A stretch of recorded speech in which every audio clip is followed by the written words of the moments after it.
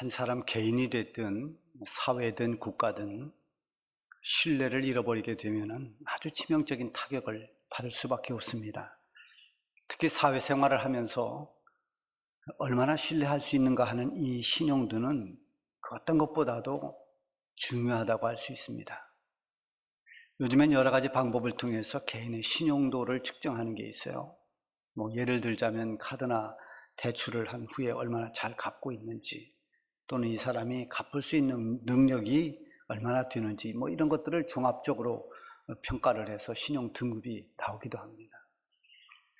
그러나 이런 어떤 물질적인 돈에 대한 신용도보다 정말 중요한 것은 그 사람의 인격에 대한 신용도입니다. 그 사람 자체, 그 사람의 인격, 인간적인 됨됨이, 겸손과 미덕, 교양, 예의, 이런 것들, 이 사람의 인품에서 우러나오는 그 행동들이 그 사람의 인격적인 신용도가 됩니다. 그래서 사람을 소개할 때나 추천할 때 이런 신용도가 굉장히 크게 작용을 하죠. 그 사람은 정말 신뢰할 만합니다. 그 사람이라면 저는 적극 추천하겠습니다. 이렇게 소개받은 사람은 아주 대단히 화려한 그런 이력을 가지고 있는 사람보다 훨씬 더 나을 때가 많습니다. 그렇지만 사람을 정확히 안다라고 하는 것은 그리 쉽지 않습니다. 언제 어떤 상황에서 만났고 또 얼마만큼을 알고 지냈고 또 어떤 관계에서 알고 있느냐에 따라서 그 평가가 조금씩 다 다를 수가 있죠. 그래서 사람을 잘 알려고 하면 함께 운동을 해봐라, 또 함께 여행을 가봐라, 이렇게 합니다만은 그런다고 해서 또 다 알 수 있는 것도 아닙니다. 어쨌든 신뢰를 쌓는 것은 단기간적으로 되지를 않습니다. 오랜 시간을 변함없이 그 신뢰할 수 있는 행동과 삶을 살아갈 때 신뢰는 깊어지게 됩니다. 그렇지만 그렇게 신뢰를 쌓다가도 또 한순간의 실수로 인해서 그런 신뢰가 무너지기도 합니다. 그래서 사람에 대한 신뢰가 참 쉽지를 않습니다. 우리 사람은 연약한 존재이기 때문에 온전한 신뢰의 대상이 되기가 어렵습니다. 그러나 영원히 변함이 없으신 여호와 하나님을 신뢰하는 것, 하나님을 신뢰하는 사람은 결코 실망하지 않습니다. 낙심할 수가 없습니다. 우리 금년도 성구가 이사야 26장 4절 말씀이죠. 우리 성구 말씀을 다 같이 한번 암송해 보겠습니다. 너희는 시작, 너희는 여호와를 영원히 신뢰하라. 주 여호와는 영원한 반석이심이로다. 다 암송합니다. 자, 하나님을 신뢰하면서 살아가는 것, 그것도 잠깐 신뢰하는 것이 아니라 우리 사는 평생 동안 여호와를 영원히 신뢰하며 사는 것이 그리스도인들입니다. 하나님을 신뢰하는 성도들은 염려가 있고 두려움이 있지만 다 이겨냅니다. 하나님을 신뢰하는 성도는 마음에 든든함이 있고 평안함이 있습니다. 하나님을 향한 그 신뢰가 무너지는 것은 그것은 하나님이 실망을 시켰기 때문이 아니라 우리 자신의 믿음의 문제가 있기 때문입니다. 자기가 처한 어떤 환경이나 또 주변에 여러 가지 일어나는 상황 때문에 실망한 것을 하나님께 잘못 적용한 거죠.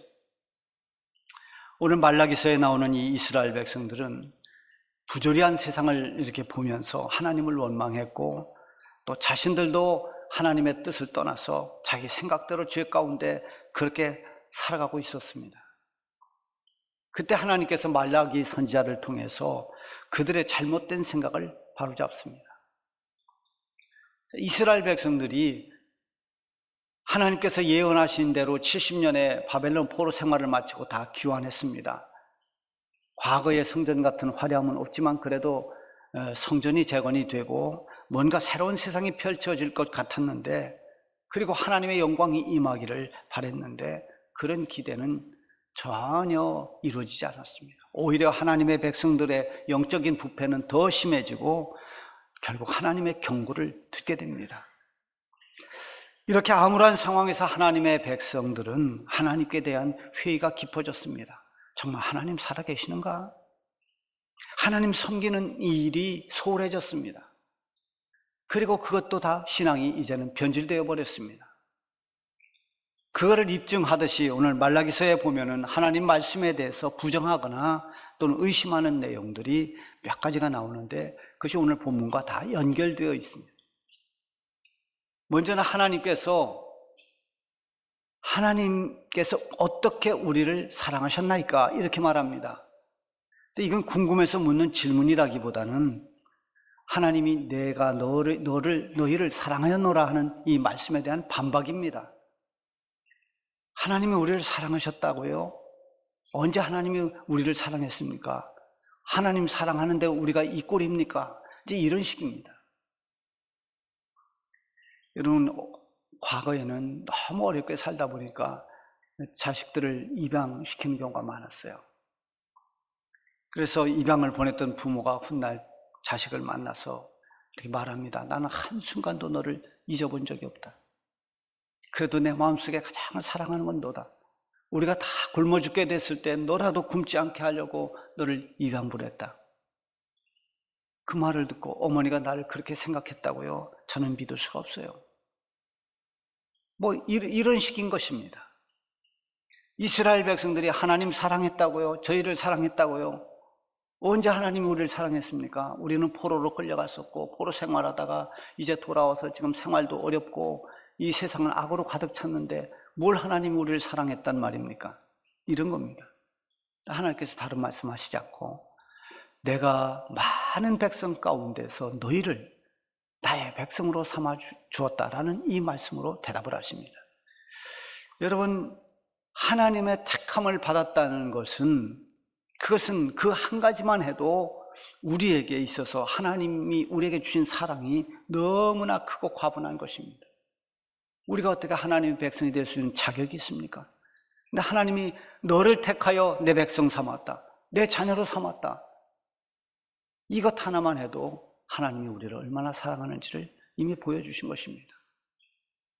두 번째는 너희가 나를 공경하지 않았다, 나를 두려워하지도 않았다, 이렇게 말씀하니까 우리가 어떻게 하나님을 멸시했단 말입니까? 또 우리가 어떻게 하나님께 그렇게 더럽게 대했단 말입니까? 불량하게 대했단 말입니까? 이렇게 반박을 합니다. 그때 하나님께서 하나님 앞에 제물을 드릴 때 너희들의 행위가 악했다고 말씀합니다. 하나님께 드리는 제물이 온전한 것이 아니었습니다. 그저 쓰다 남는 거, 흠이 있는 거, 병든 거, 심지어는 훔친 물건도 제물로 드렸습니다. 제물은 흠이 없는 것이어야 합니다. 구원하신 거룩하신 하나님 앞에 드리는 제물이 내 정성이 들어가고 내 마음이 들어가고 내 기도와 모든 것이 들어가야 되는데 전혀 그런 것 없이 흠 있는 거, 병든 거, 상한 거 이런 것으로 하나님을 공경하는 척하지만 전혀 거기에는 공경하는 마음도 없고 하나님을 경외하는 마음이 전혀 없이 그렇게 더러운 제물을 하나님께 드렸다는 것입니다. 형식은 있었지만, 하나님께 제물을 드린다는 형식은 있었지만 거기에 마음이 전혀 없었던 것입니다. 하나님께서 그걸 지적하셨습니다. 그리고 세 번째는 하나님을 괴롭게 하고도 우리가 어떻게 하나님을 괴롭게 했단 말입니까?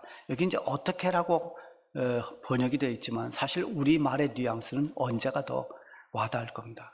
우리가 언제 하나님 앞에 하나님을 괴롭게 해드렸습니까? 이런 말이 더 이렇게 와닿죠.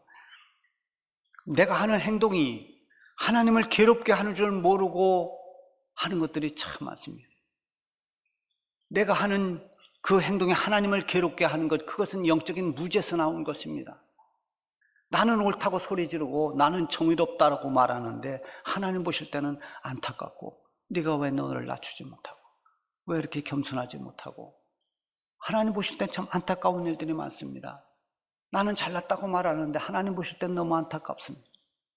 그런가 하면 반대로 또 내가 너무 형편없는 사람이라 나는 못한다고 실망하고 주저앉고 포기하고 심지어 세상 따라가고 하는 이것 역시도 하나님 마음을 괴롭게 하는 것입니다. 하나님이 나 때문에 괴로워하시는 이유는 하나입니다. 하나님 나를 사랑하기 때문입니다. 관심 없고 사랑하지 않는 사람은 그 사람이 어떻게 하든 괴로워할 필요도 없습니다.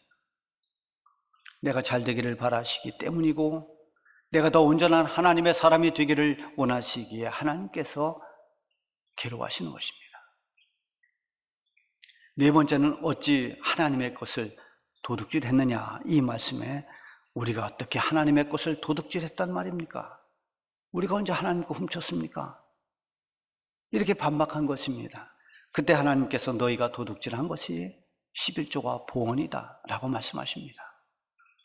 11조는 하나님께서 하나님의 백성들에게 주신 규례로 하나님 믿는 하나님의 백성들은 반드시 지켜야 했습니다. 중요한 것은 하나님께서 왜 11조를 드리도록 했는가 한 그 이유를 알아야 됩니다. 이것은 먼저 내가 살아가는 내 삶의 주인이 하나님이라는 믿음이 없으면 안 됩니다. 내 삶의 주인이 하나님이고 하나님이 내 삶의 주인일 뿐만 아니라 나는 하나님의 것을 맡아서 살아가는 하나님의 청직이라는 믿음으로부터 비롯되어야 됩니다. 나의 생명 내가 만들어낸 것이 아닙니다. 심장이 박동하고 모든 피가 흐르고 세포가 연결되고 지금도 우리 몸 안에는 수없이 많은 이루 헤아릴 수 없는 많은 일들이 몸에서 일어나고 있습니다. 이걸 우리가 지금 다 작동하고 있습니까? 우리는 전혀 의식하지 않고 있습니다. 이 생명을 생명되게 하시는 생명을 주신 분이 누군가? 그분이 창조주 하나님이시라는 것입니다. 내 생명, 나의 어떤 육체, 나의 물질, 나의 재능, 이것이 어디로부터 왔는가? 하나님이 나에게 맡겨주신 것이라는 이 믿음, 나는 그것을 하나님 맡겨주신 것을 관리하는 청직이라는 이 믿음에서 시작됩니다. 일주일 사는 모든 일주일이 다 하나님이 내게 허락해 주신 것이지만 오늘 주일을 지키면서 하나님께 예배 드리는 것, 이 주일 성수의 기본적인 의식이 어디에 있습니까? 하나님 모든 날이 하나님의 것입니다. 나의 모든 주어진 것, 내게 허락한 모든 물질과 모든 것, 그것은 하나님의 것이지만 11조를 구별해서 하나님께 드림으로 해서 나의 모든 물질이 하나님으로부터 왔습니다. 이 믿음에서 나온 것이 11조인 것입니다. 주일을 지키며 예배드리는 것, 내 수입에 11조를 드리는 것, 이 모든 것은 하나님을 철저히 신뢰하며 사는 성도들의 모습이고 하나님이 나의 주인 되심을 인정하는 성도들의 신앙의 고백적인 삶입니다. 그래서 10절, 오늘 본문 10절 말씀에, 그 전에 10절 말씀을 보면은 거기에 하나님께서 너희가 온전한 11조를 한번 드려봐라, 하나님께서 내 삶에 복을 주시지 않는가 한번 시험을 해보라고 말씀하실 정도로 11조를 강조했습니다. 당시에 이스라엘 백성들은 11조와 봉헌을 드리지 않았고 자기 것으로 사용하는 그것을 두고 하나님은 너희가 왜 내 것을 도둑질했느냐고 말씀하십니다. 그리고 이제 이어서 나온 것이 오늘 본문입니다. 13절에 보면 여호와가 이르노라, 너희가 완악한 말로 나를 대적하고도 이르기를 무슨 말로 주를 대적하였나이까 하는도다. 자, 마지막으로 하나님께서 지적하신 이 말씀, 말에 관한 것입니다. 사람의 말에는 그 사람의 인격이 담겨져 있고 감정이 담겨 있고 그 사람의 생각이 담겨져 있습니다. 그래서 그 사람의 말하는 것을 좀 들어보면 그 사람이 어떤 사람인가를 어느 정도 알 수 있습니다. 그래서 눈치가 빠른 사람은 한 5분만 대화해봐도 아, 이 사람이 이런 성향을 가졌구나 라고 짐작을 합니다. 하나님께서는 우리가 말하는 것으로 인해서 기뻐하고 영광을 받으시기도 하고 우리가 말하는 것을 들으시고 때로는 진노하고 징계를 하시기도 합니다. 광야를 지나는 동안에 이스라엘 백성들이 모세를 원망하고 하나님을 원망했습니다. 하나님께서 그 원망의 소리를 다 듣습니다. 원망과 불신의 말을 쏟아냈던 그 기성세대들이 모두 광야에서 죽었습니다.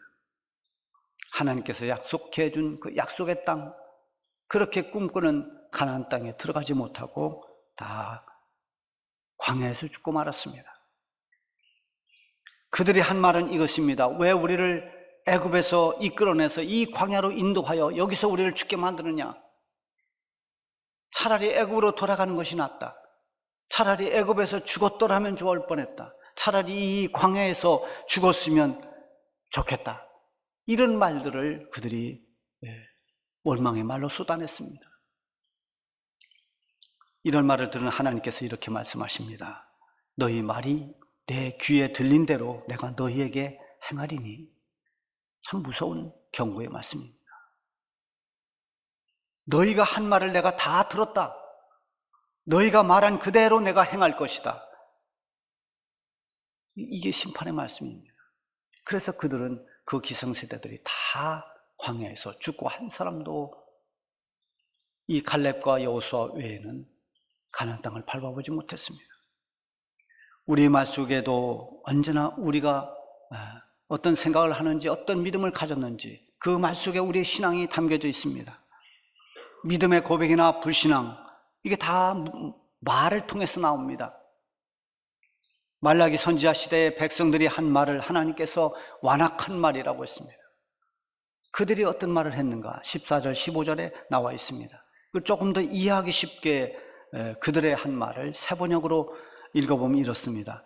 하나님 섬기는 것이 헛된 일이다.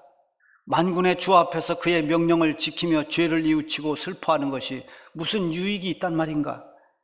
이제 보니 교만한 자가 오히려 복을 받고 악한 일을 하는 자가 번성하고 하나님 시험하는 자가 재앙을 면하는구나. 그들은 하나님을 신뢰하지 않았습니다. 하나님 섬기는 것이 다 헛되다. 이 말 속에 이미 하나님께 대한 신뢰가 다 무너졌다는 것을 알 수 있습니다. 이렇게 하나님의 하나님 되심을 믿지 못하니까 하나님 섬기는 것도 헛된 일이고 죄를 뉘우치고 회개할 이유도 없고 동시에 이제는 자기 멋대로 살고 싶은 대로 살아가는 것입니다.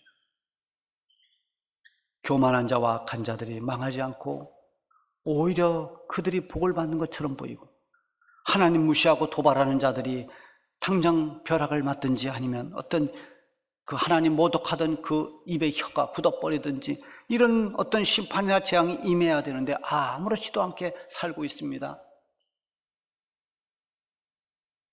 이것에 대해서 이스라엘 백성들이 회의를 느끼는 겁니다. 여러분, 이것은 지금의 시대도 마찬가지입니다. 교만한 자들이 소리를 높이고 악한 자들이 활개를 치고 하나님 모욕하는 자들이 벌을 받지도 않고 살고 있습니다.